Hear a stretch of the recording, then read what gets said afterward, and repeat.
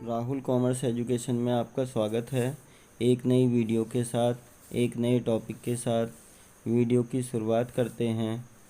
Rahul commerce education present multiple question series for class 10th subject commerce. इससे पिछली video में हमने क्वेश्चन नंबर 1 से लेकर 20 तक के बहुविकल्पीय प्रश्नों को पढ़ा, समझा और जाना, जो अधिकांश बोर्ड एग्ज़ाम परीक्षा में पूछे जाते हैं। तो वीडियो की शुरुआत करते हैं क्वेश्चन नंबर 21 के साथ। मध्यस्थों की श्रृंखला की अंतिम कड़ी है। किसे मध्यस्थों की श्रृंखला की अंतिम कड़ी कहा जाता है? उत्पादक, थोक व्यापारी, फुटकर व्यापारी, उपभोक्ता।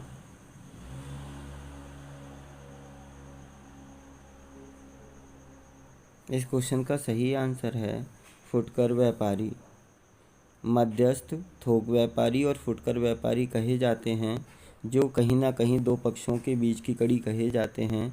फुटकर व्यापारी थोक व्यापारी तथा उपभोक्ता के बीच की कड़ी कहा जाता है, इसलिए इसे मध्यस्थों की अंतिम कड़ी भी कहा जाता है।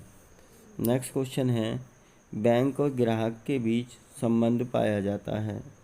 बैंक और ग्राहक के बीच संबंध होता है ऋणी तथा ऋणदाता का, प्रधान तथा प्रतिनिधि का, धरोहरधारी तथा धरोहरधर्ता का, उपरोक्त सभी। क्वेश्चन को ध्यानपूर्वक समझना है और अपने आंसर को कमेंट करके देना है। ऋणी तथा ऋणदाता, प्रधान तथा प्रतिनिधि, धरोहरधारी तथा धरोहरधर्ता, उपरोक्त सभी। इस क्वेश्चन का सही आंसर है उपरोक्त सभी। बैंक और ग्राहक के बीच ऋणी तथा ऋणदाता का संबंध होता है, प्रधान तथा प्रतिनिधि का संबंध होता है, जबकि धरोहरधारी और धरोहरधर्ता का संबंध होता है। नेक्स्ट क्वेश्चन है, निम्न में से कौन सा कार्य रिजर्व बैंक करता है? साख नियंत्रण करना, अंशों का क्रय विक्रय करना, जमा पर ब्याज देना, अचल संपत्तियों का विक्रय करना।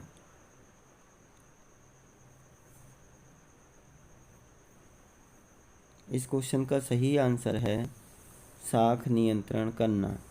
रिजर्व बैंक का प्रमुख कार्य साख पर नियंत्रण करना होता है, जबकि अंशों का क्रय विक्रय करना, जमा पर ब्याज देना, अचल संपत्तियों का विक्रय करना रिजर्व बैंक नहीं करता है। ये तीनों ही रिजर्व बैंक के वर्जित कार्य कहलाते हैं। वह अंशों का क्रय विक्रय नहीं कर सकता है, वह जमा पर ब्याज नहीं देता है, वह अचल संपत्तियों का विक्रय नहीं कर सकता है। नेक्स्ट क्वेश्चन है, 1 रुपये के नोट का निर्गमन किसके द्वारा किया जाता है? स्टेट बैंक द्वारा, भारत सरकार द्वारा, रिजर्व बैंक द्वारा, उपरोक्त सभी। इस क्वेश्चन का सही आंसर है भारत सरकार द्वारा, क्योंकि 2 रुपये से 2000 रुपये तक के नोटों का निर्गमन रिजर्व बैंक द्वारा किया जाता है, जबकि 1 रुपये के नोट का निर्गमन भारत सरकार द्वारा किया जाता है। नेक्स्ट क्वेश्चन है, कौन सा व्यापारिक बैंक नहीं है? रिजर्व बैंक ऑफ इंडिया, देना bank, Vijaya bank, yes bank. आप अपना आंसर कमेंट के द्वारा भी दे सकते हैं। क्वेश्चन को ध्यानपूर्वक पढ़कर अपने आंसर को कमेंट करना है। इस क्वेश्चन का सही आंसर है रिजर्व बैंक ऑफ इंडिया। देना bank, Vijaya bank, yes bank तीनों ही गैर राष्ट्रीयकृत व्यापारिक संस्थाएं हैं, जबकि रिजर्व बैंक ऑफ इंडिया हमारे देश का केंद्रीय बैंक कहलाता है। नेक्स्ट क्वेश्चन है, स्टेट बैंक का पहले क्या नाम था? Lead bank, imperial bank of India, reserve bank of India, इनमें से कोई नहीं। इस क्वेश्चन का सही आंसर है imperial bank of India. State bank of India का पहले नाम इंपीरियल बैंक ऑफ इंडिया था, जिसकी स्थापना 1921 में की गई, जिसकी असफलता के बाद इसका राष्ट्रीयकरण किया गया और 1 जुलाई 1955 में इसका राष्ट्रीयकरण करके इसका नाम स्टेट बैंक ऑफ इंडिया रखा गया। नेक्स्ट क्वेश्चन है, व्यापारिक बैंकों पर नियंत्रण करता है। व्यापारिक बैंकों पर नियंत्रण करता है state bank of India, reserve bank of India, Andhra bank, उपरोक्त सभी। इस क्वेश्चन का सही आंसर है reserve bank of India. Reserve bank of India RBI हमारे देश का, भारत का केंद्रीय बैंक कहलाता है, जिसका कार्य व्यापारिक बैंकों पर नियंत्रण करना होता है। नेक्स्ट क्वेश्चन है, 1980 में कितने बैंकों का राष्ट्रीयकरण किया गया? 6 बैंकों का, 14 बैंकों का, 8 बैंकों का, 20 बैंकों का। इस क्वेश्चन का सही आंसर है 6 बैंकों का। 1980 में 6 बैंकों का राष्ट्रीयकरण किया गया, जबकि 1969 में 14 बड़े बैंकों का राष्ट्रीयकरण किया गया था। नेक्स्ट क्वेश्चन है, भारतीय स्टेट बैंक की स्थापना कब की गई? यदि आपने क्वेश्चन को ध्यानपूर्वक पढ़ा है, ध्यानपूर्वक सुना है, इस वीडियो को ध्यानपूर्वक देखा है, तो आप सभी को इसका आंसर भी पता है। इस क्वेश्चन का सही आंसर है 1955। जैसा कि हम पिछले क्वेश्चन में डिस्कस कर चुके हैं कि इंपीरियल बैंक ऑफ इंडिया की असफलता के बाद 1 जुलाई 1955 में स्टेट बैंक ऑफ इंडिया की स्थापना की गई। नेक्स्ट क्वेश्चन है, रिजर्व बैंक ऑफ इंडिया की स्थापना की गई 1935 में, 1995 में, 1921 में, 1947 में।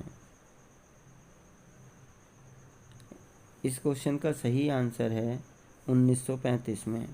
1 अप्रैल 1935 में रिजर्व बैंक ऑफ इंडिया की स्थापना की गई। नेक्स्ट क्वेश्चन है, रिजर्व बैंक का मुख्यालय है। रिजर्व बैंक का मुख्यालय है, कहाँ पर है?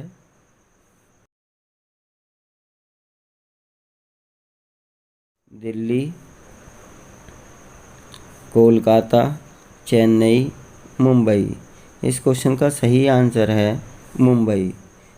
रिजर्व बैंक का मुख्यालय मुंबई में है, जबकि स्टेट बैंक का मुख्यालय भी मुंबई में है। तो RBI और SBI दोनों ही बैंकों के मुख्यालय मुंबई में हैं। नेक्स्ट क्वेश्चन है, जब सीमांत उपयोगिता शून्य होती है तो कुल उपयोगिता होती है ऋणात्मक, धनात्मक, सर्वाधिक, शून्य। जब सीमांत उपयोगिता शून्य होती है तो कुल उपयोगिता होती है, इस क्वेश्चन का सही आंसर है सर्वाधिक। जब सीमांत उपयोगिता शून्य होती है तो कुल उपयोगिता सर्वाधिक पाई जाती है। नेक्स्ट क्वेश्चन है, मधुर संगीत सुनने की दशा में सीमांत उपयोगिता ह्रास नियम लागू होता है, लागू नहीं होता है, कभी कभी होता है, उपरोक्त सभी। सभी क्वेश्चनों के आंसर आपको कमेंट में देने हैं। आप वीडियो को पॉज करके ध्यानपूर्वक पढ़कर आप इसका आंसर दे सकते हैं। मधुर संगीत सुनने की दशा में सीमांत उपयोगिता ह्रास नियम लागू नहीं होता है। सीमांत उपयोगिता ह्रास नियम बताता है कि जैसे जैसे हम प्रत्येक इकाई किसी वस्तु की प्रत्येक इकाई का निरंतर उपयोग करते जाते हैं तो उससे मिलने वाली उपयोगिता, उससे मिलने वाली संतुष्टि निरंतर घटती जाती है। जबकि मधुर संगीत को सुनने में यह नियम लागू नहीं होता, यहाँ पर उसकी उपयोगिता घटने के स्थान पर बढ़ती चली जाती है। नेक्स्ट क्वेश्चन है, आय का जो भाग उत्पादन में लगाया जाता है कहलाता है बचत, संचय, पूंजी, इनमें से कोई नहीं। इस क्वेश्चन का सही आंसर है पूंजी। आय का वह भाग जो उत्पादन कार्यों में लगाया जाता है, जिसका उद्देश्य लाभ कमाना होता है, वह पूंजी कहलाता है।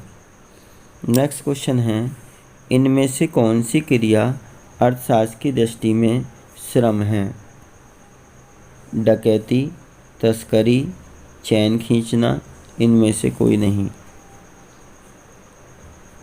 अर्थशास्त्र की दृष्टि में कौन सी क्रिया को श्रम कहा जाएगा? डकैती करना, तस्करी करना, चैन खींचना, इनमें से कोई नहीं। इस क्वेश्चन का सही आंसर है इनमें से कोई नहीं। अर्थशास्त्र की दृष्टि में वे सभी वैधानिक क्रियाएं जिनका उद्देश्य प्रतिफल में धनराशि प्राप्त करना होता है श्रम कहलाता है, जबकि डकैती करना, तस्करी करना, चैन खींचना तीनों ही कानून की दृष्टि में उचित क्रियाएं नहीं हैं, वैधानिक क्रियाएं नहीं हैं, इसलिए इन्हें श्रम की श्रेणी में नहीं रखा गया है। नेक्स्ट क्वेश्चन है, अदत्त मजदूरी का लेखा किया जाता है। अदत्त मजदूरी का लेखा किया जाता है व्यापार खाते में, लाभ हानि खाते में, आर्थिक चिट्ठे में, व्यापार तथा आर्थिक चिट्ठे में।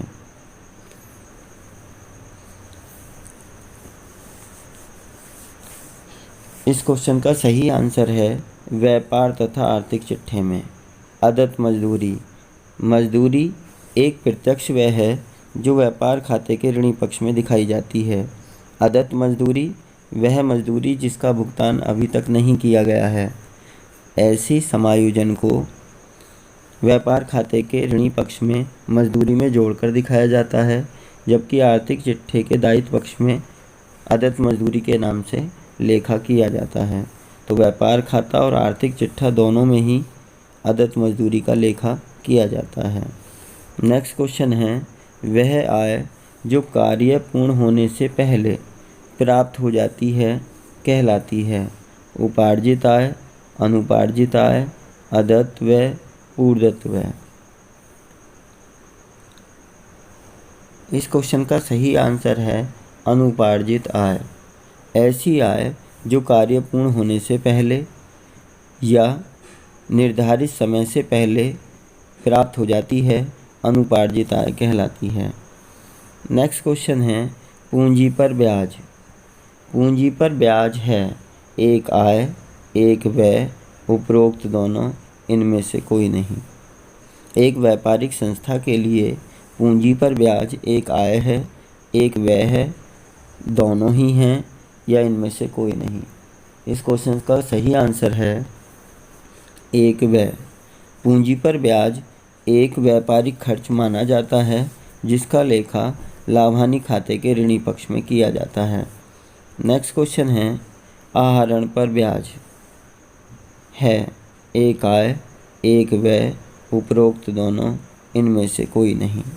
आहरण पर ब्याज को माना जाता है एक आय, एक व्यय, उपरोक्त दोनों, इनमें से कोई नहीं। इस क्वेश्चन का सही आंसर है एक आय।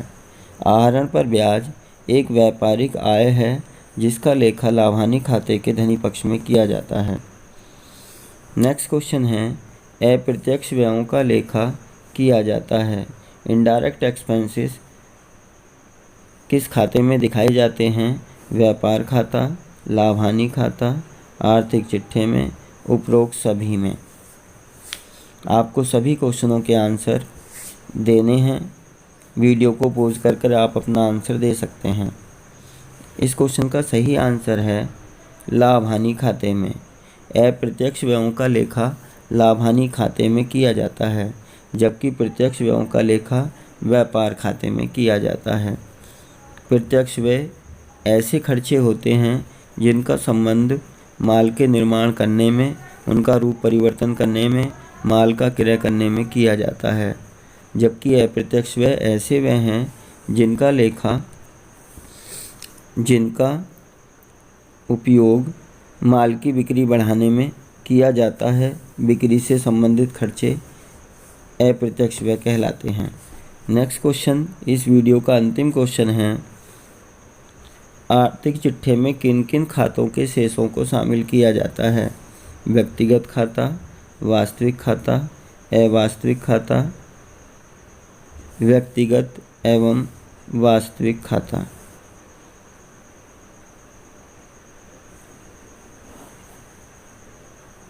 दोस्तों, आपको यह वीडियो कैसी लगी आपको कमेंट कर बताना है। यदि आपको वीडियो अच्छी लगी हैं, परीक्षा के दृष्टि से उपयोगी लगी हैं, तो यह आशा की जाती है कि आप इन क्वेश्चनों के माध्यम से कहीं ना कहीं भविष्य में लाभ उठाएंगे। इस क्वेश्चन का सही आंसर है व्यक्तिगत खाता एवं वास्तविक खाता। आर्थिक चिट्ठे में व्यक्तिगत तथा वास्तविक खातों के शेषों को शामिल किया जाता है। तो दोस्तों, आज की वीडियो में इतना ही। यदि आपको यह वीडियो अच्छी लगी हो तो नेक्स्ट वीडियो देखने के लिए मेरे चैनल राहुल कॉमर्स एजुकेशन को सब्सक्राइब करें, वीडियो को लाइक करें तथा अपने दोस्तों में ज़्यादा से ज़्यादा शेयर करें। धन्यवाद।